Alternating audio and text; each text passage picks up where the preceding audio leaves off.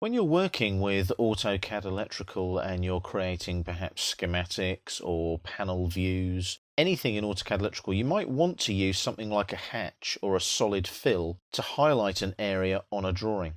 The drafting setting TPY here, transparency, actually allows you to hide or not hide any transparent objects. I'll just switch it back off again for now. So let's go now and place a hatch on this area here where the circle is. Now you can use a hatch or a fill. I'm going to use a solid fill because it's more definite and more obvious when you use the transparency tool. Now I've got a layer set up here. So we've got layer fill, and that's our current layer there. And hatch is on the draw panel here on the home tab on the ribbon. It's right there. Click on the little flyout and you've got hatch, gradient or boundary.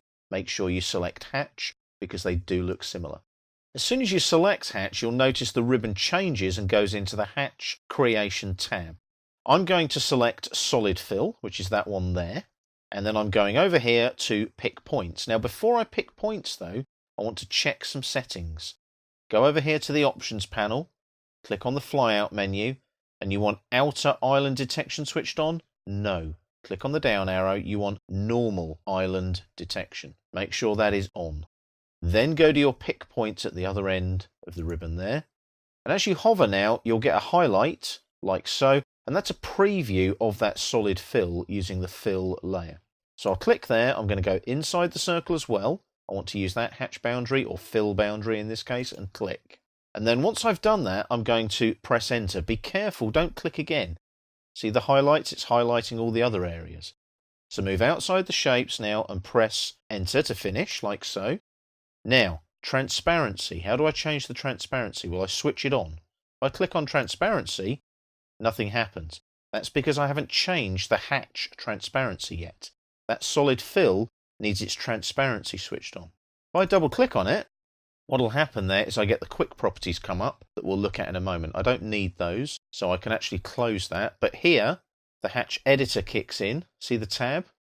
I click and drag on the hatch transparency there, and I'm going to change that to 50. I can drag or I can type a value in. So it shows your mouse skills there. As you can see, a little bit fiddly. So the trick there is you can actually click in the box, type in 50 and press enter, and that's done. So it's now 50% transparent. So what I can do is I can press enter, that's done, hit escape to lose that menu. Now it is transparent. If I switch transparency on, you'll see it kind of greys out.